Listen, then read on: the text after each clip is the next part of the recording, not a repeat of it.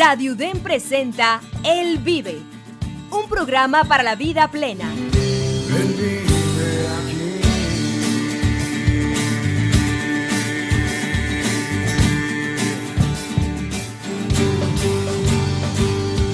Al aire.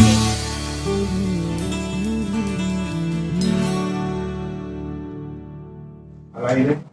Muy buenos días a todos los que nos están sintonizando por el 90.5 FM Radio UDEM. Estamos muy contentos en este sábado 20 de abril, son las 11 de la mañana y pues tenemos un programa increíble, un tema muy interesante e invitada de lujo.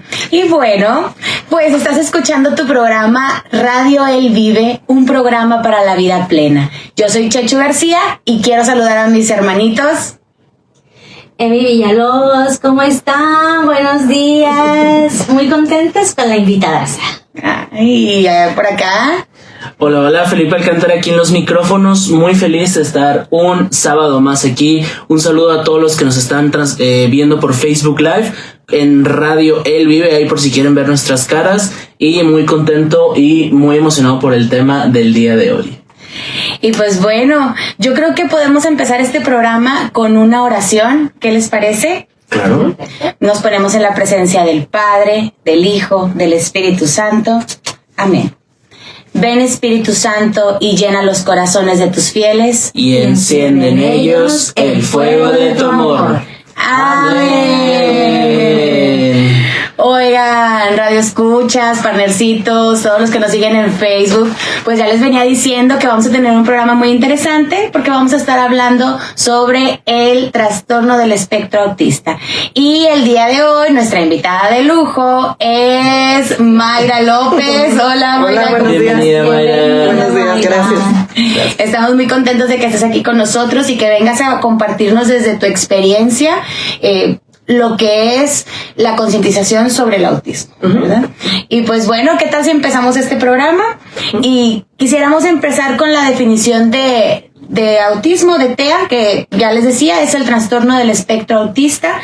Y pues bueno, es una alteración del neurodesarrollo que se manifiesta desde la infancia. Y pues bueno, los niños y los adultos que con esta condición interpretan el mundo de una forma distinta, ¿verdad? Tanto la conexión social, la interacción social, los sonidos, las palabras que les decimos, olores y pues también incluso lo que van viviendo en el día a día, ¿verdad? Uh-huh. Pero me gustaría escuchar qué nos puede decir la señora Mayra, qué nos puede decir Mayra al respecto. Bueno, yo mi aportación o lo que les voy a platicar aquí es como mamá de 2 niños autistas, pues como yo lo he ido procesando, ¿verdad?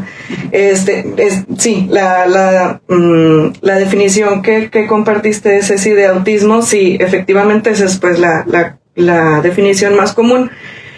A mí en lo personal siempre me ha ayudado más entenderlo primero un paso para atrás, desde hablando de la neurodiversidad, ¿verdad? Y luego pues ya de ahí nos queda un poquito más claro qué es el autismo.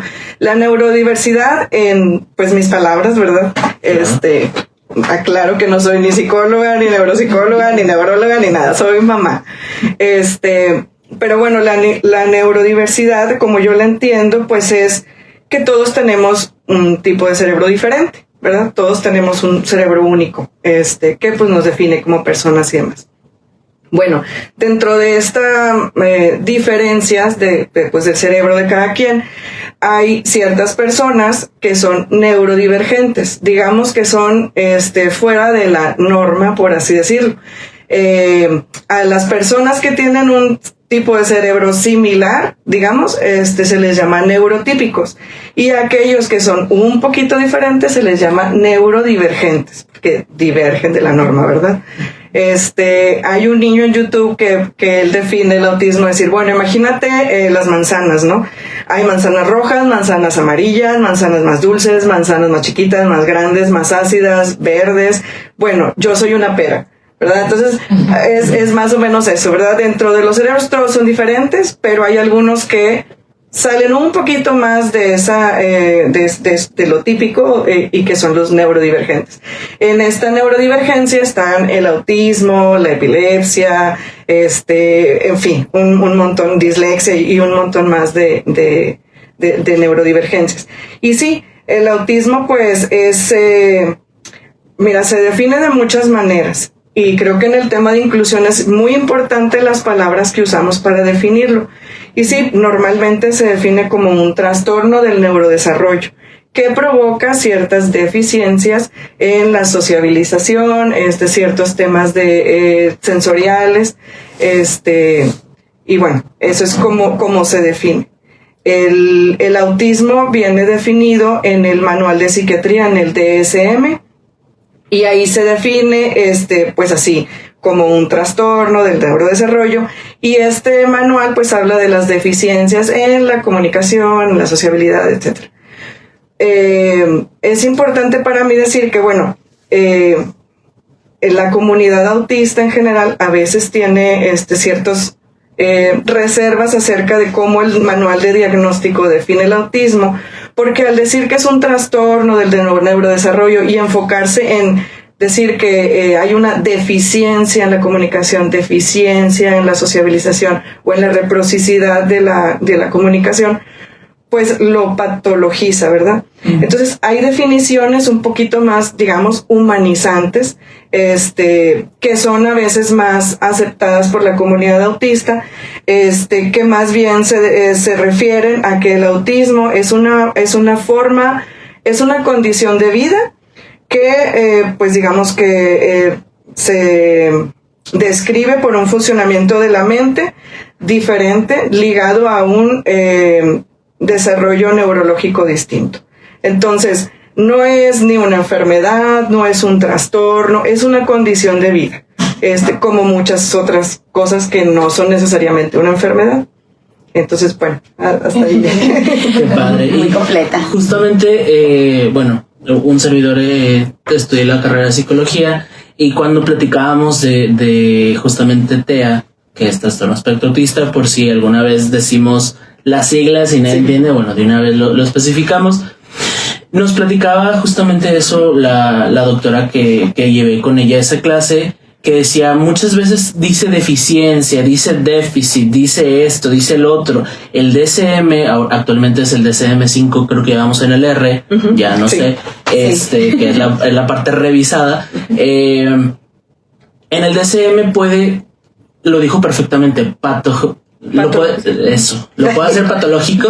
La dislexia me traiciona un poquito, pero puede ser muy rudo muchas veces, pero no significa que hay una carencia una deficiencia y pues obviamente el DSM se tiene que cerrar en un cuadro para poder diagnosticar, ¿no? Entonces tiene que ser muy crudo, muy frío, muy rudo, pero no es lo que están planeando por eso se han tardado muchísimo tiempo en hacer el nuevo DSM-6, porque quieren humanizar muchísimo más estos trastornos del neurodesarrollo, muchas cosas quieren como que por ahí, pero bueno, nada más quería como que complementar eso, que es completamente cierto, no es algo malo, no es algo que quiera discriminar o algo por el estilo, solamente el estilo que se ha llevado, pero ya se está trabajando en eso. Y tienes razón, porque, por ejemplo, en mi experiencia, ¿verdad?, con las especialistas que han diagnosticado a mis hijos, sus terapeutas, pues, en su mayoría son neurotípicas,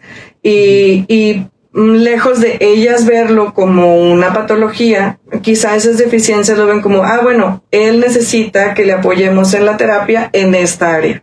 Entonces, la comunidad a lo mejor de especialistas no lo ve como patologizante, pero el resto de la sociedad no ayuda mucho a la aceptación que al resto le digamos, es un trastorno, por las connotaciones que tiene la palabra trastorno, ¿verdad? Que después nos vamos dando cuenta de cuántas veces yo dije, es que está trastornado, con una connotación negativa. Entonces, eso es lo que no ayuda.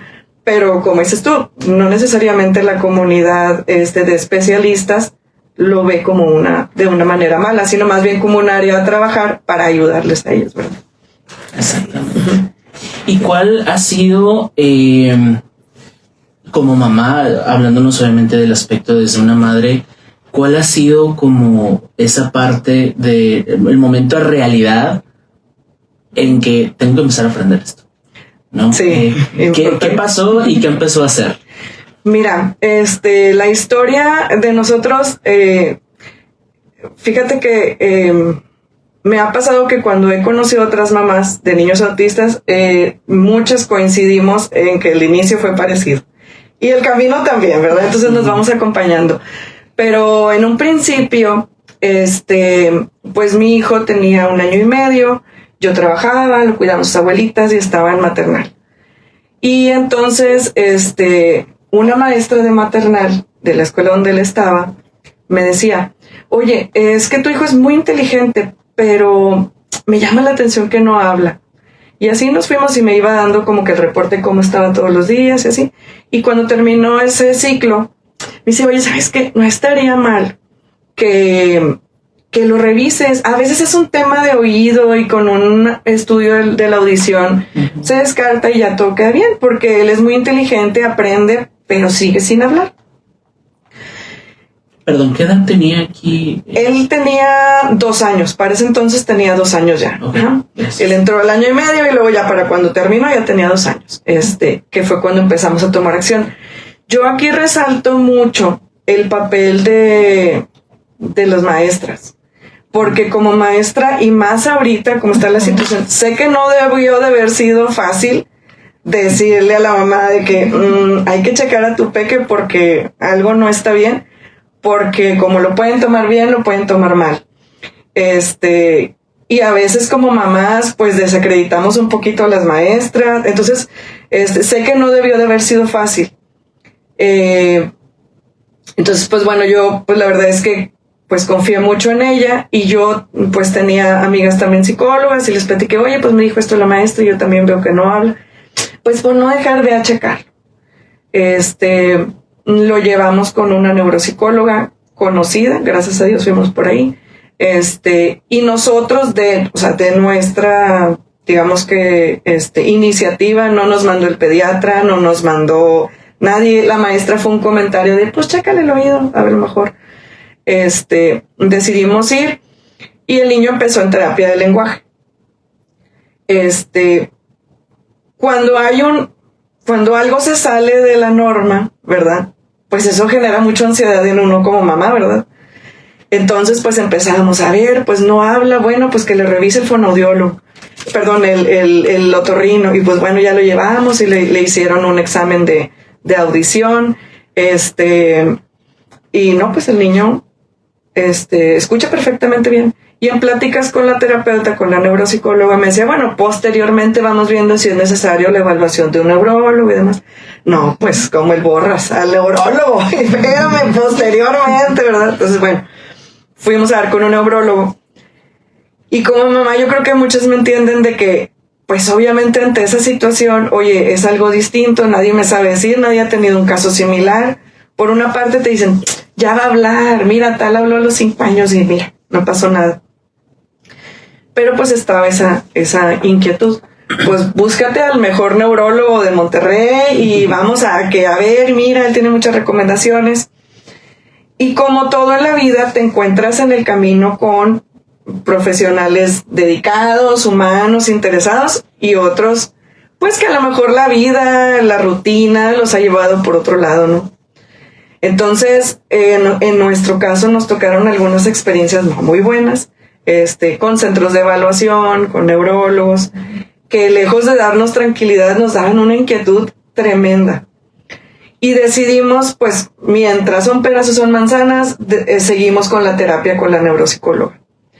A mi hijo no lo evaluaron o no lo diagnosticaron sino hasta los 4 años. Y eso para mí era, ¿pero cómo? Pero pues si a mí me dicen, normalmente en los diagnósticos te dicen que hay que aplicar una prueba que se llama DOS, y pues es la prueba como universal de autismo, ¿no? Y yo, ¿por qué? Pero si el DOS y el 2.2 me lo pueden poner ya, pero ¿por qué no me lo quiere poner ella? Y bueno, con el tiempo pues entendimos, bueno, mi hijo no tenía lenguaje y era muy probable que al aplicarles esas pruebas pues iba a salir digamos que un problema más grave de lo que realmente era, y no necesariamente iba a dar las pistas de por dónde teníamos que empezar a trabajar con él.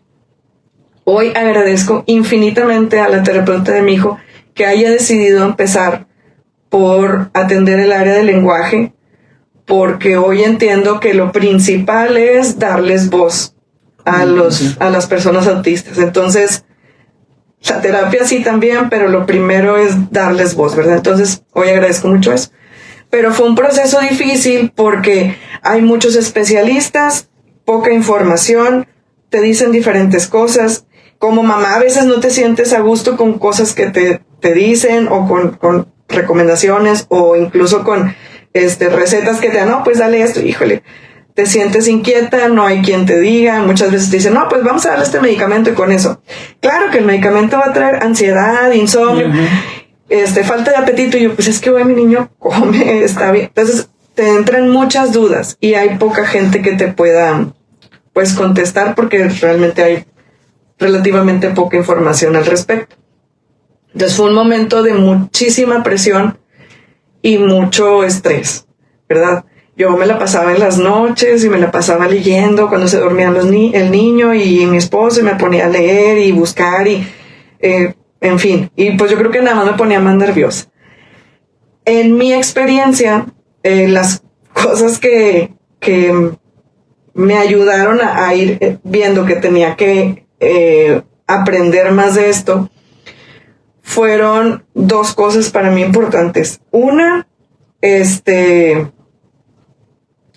que cuando estábamos en el proceso de diagnóstico, te estoy diciendo que mi niño empezó terapia a los 2 años y medio y a los 4 lo diagnosticaron. Entonces, cuando estábamos en el proceso de diagnóstico, me puse a buscar de que, bueno, a ver, películas de autismo, libros de autismo, y encontré una película que, lejos de la trama, habla de Temple Grandin, que es como una de las, pues, máximos referentes de autismo, y fue una de las primeras autistas que habló del autismo. Entonces, yo veía la película y yo veía a la mamá con ella, con flashcards para enseñarle a hablar, y yo, ahí estoy yo, ahora así estábamos igual, y luego nos tocó en pandemia, entonces, bueno, pero la mamá de ella decía una frase, y la decía en todo momento cuando la defendía en la escuela, y en fin, decía, a ver, ella es diferente, pero no inferior. Eso resonó mucho en mí. Bueno, ¿por qué tengo miedo si él va a ser diferente, pero no va a ser inferior? Y al final del día, pues esa tenacidad también de su mamá, y ese también ayudarla y empujarla y demás, pues hizo que Temple terminara hasta una maestría. Ella tiene trabajos muy importantes de los ranchos, de los rastros ganaderos, para, pues, digamos, manejar al ganado de una manera más respetuosa al momento de que, pues, los rastros hacen su trabajo, ¿verdad? Qué bonito. Entonces, pues para mí fue, o sea, cómo la mirada de su mamá, pues la llevó a alcanzar esas cosas, ¿verdad? La mirada de que ella sabía que era diferente y estaba bien. El problema no era que era diferente. Y ella sabía que no era inferior a los demás. El problema era que el resto la trataban como si fueran inferior, ¿verdad? Y esa fue como la lucha de las dos. Entonces, eso creo que me marcó por una parte. Y otra muy importante, que yo creo que también, pues se lo recomendaría a las mamás por ahí que estén escuchando, el atenderme yo. Porque el autismo es un problema para las mamás por todo lo que hemos aprendido en nuestra vida, ¿verdad? Porque nosotros nacimos escuchando, como les decía ahorita, es que está trastornado, es que es un angelito, es que está enfermito, déjalo porque está enfermito. Entonces, uno crece con todo eso. Y cuando te enfrentas a la realidad de que, bueno, tu hijo es... Entonces se te viene todo eso, y eso es lo que mortifica, lo que angustia, lo que, en fin, lo que deprime a muchas, lo que a lo mejor lo que llaman mucho del duelo que uno vive como familia. No necesariamente tendría que ser un duelo, el problema es con todo el sistema de creencias que uno va cargando al momento del diagnóstico. Entonces yo empecé terapia psicológica también. Para mí la terapia nunca había sido algo malo o así. Entonces, pues dije, a ver, estoy en una situación que yo no alcanzo a comprender bien, que está cargada de muchas cosas que tampoco entiendo por qué las pienso así. Entonces, pues necesito que alguien me ayude y que me ayude a desmenuzarlo.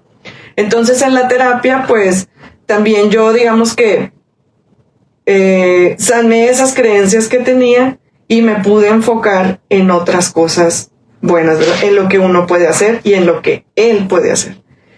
De manera que cuando nace mi segundo hijo,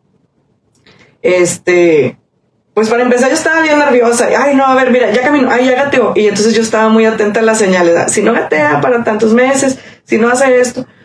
Cuando nace mi segundo hijo, ya estábamos en terapia, ya teníamos el diagnóstico del grande.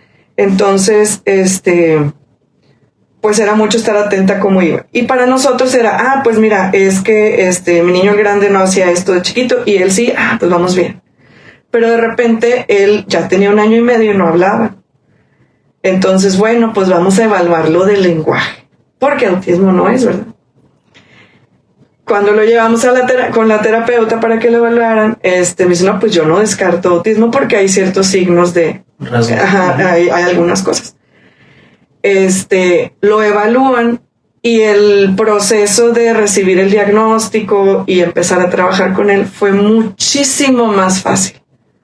Porque ya habíamos trabajado mi esposo y yo en nosotros, en cómo veíamos pues el autismo y pues mira, hay una cosa que uno está segura, o sea, yo estoy segura que ellos son niños muy amados, que son niños muy esperados, muy deseados y que son perfectos. Para mí ellos son perfectos. Aparte no tengo más hijos, entonces no tengo más cómo comparar, ¿verdad? Y no, es que pues es muy difícil la maternidad así. Pues no necesariamente, porque yo no tengo un comparativo de cómo es otra manera de ser mamá. Entonces, pues soy la mamá que soy con los hijos que tengo y para mí son perfectos. Entonces hay que trabajar y empezar terapias, pero fue mucho más fácil llevar el proceso. Y de ahí pues ya también empezó informémonos, ¿no? Porque también vuelvo al punto, hay muy poca información y poca gente que comparte esta situación con nosotros. Algunos también tienen hijos autistas o son familias también neurodiversas y pues a veces no quieren platicar del tema, en fin. Entonces es difícil acceder a una red de apoyo. Pero pues me ha gustado mucho y me ha servido bastante buscar o entrar a grupos hay un grupo en Facebook que se llama Pregúntale a los adultos autistas. Y tú haces una pregunta y luego hay reglas para que los autistas contesten. Y luego, en fin, de manera que sea respetuosa para ambos.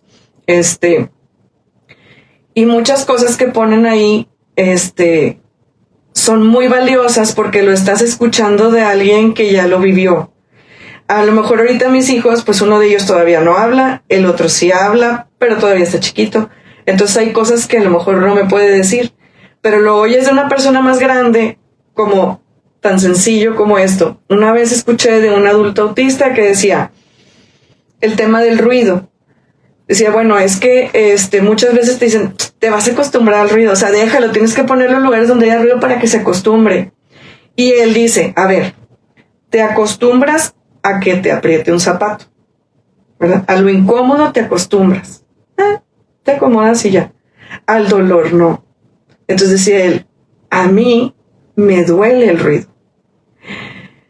Entonces uno se pone a pensar las veces que yo he ido a algún lugar y él se pone mal, pues por el ruido.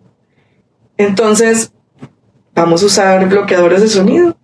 Por él, porque no es de que se acostumbre, es de que no le duela. Exactamente. Para que también su calidad de vida y del entorno en el que está lo disfrute. Así es.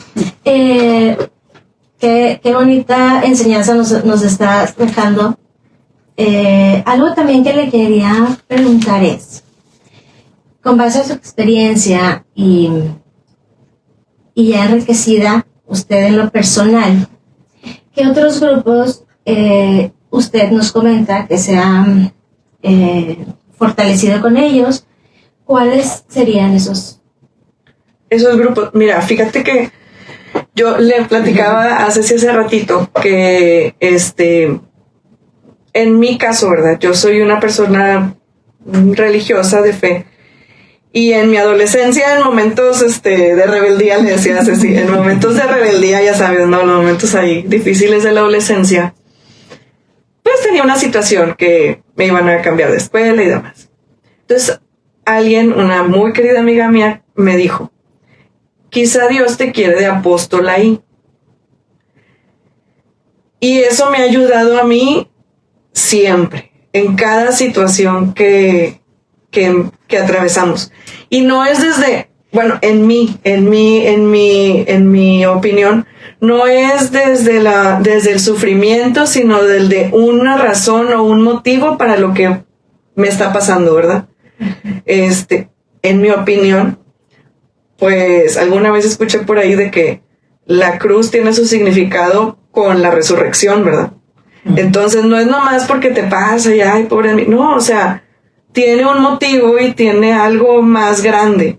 Entonces a mí siempre se me ha quedado eso en mi mente.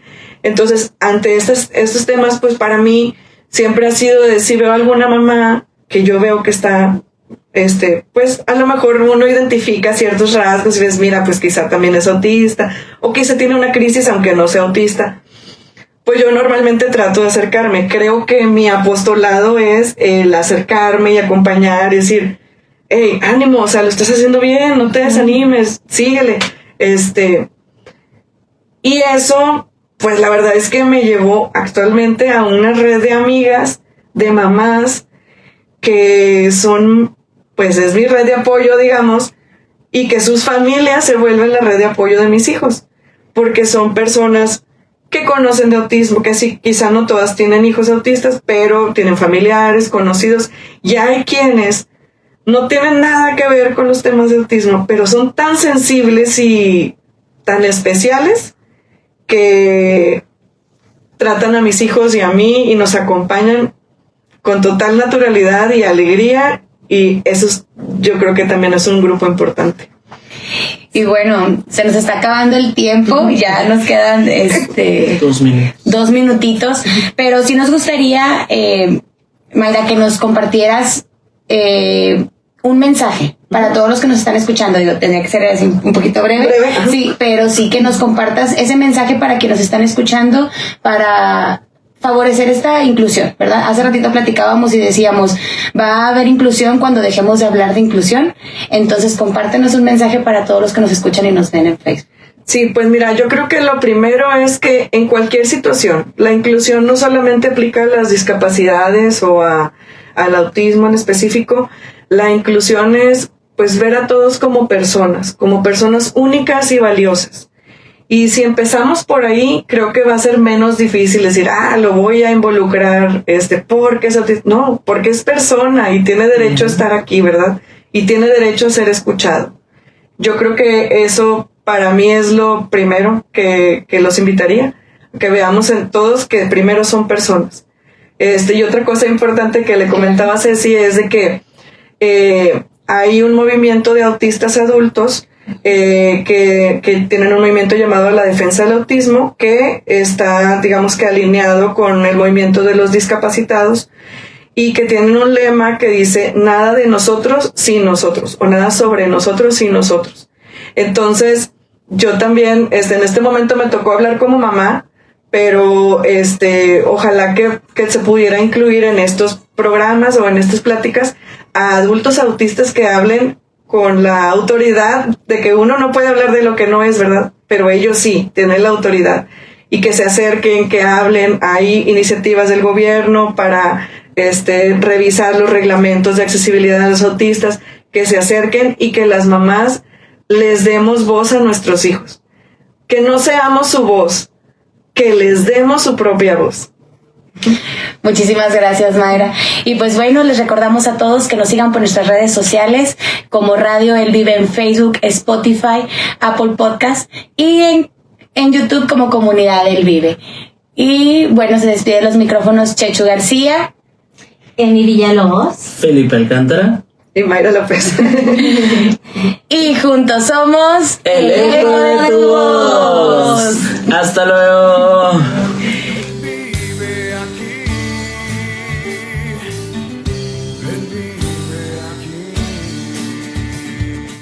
Hasta aquí tu programa Él Vive. Te esperamos en la próxima emisión en Radio UDEM.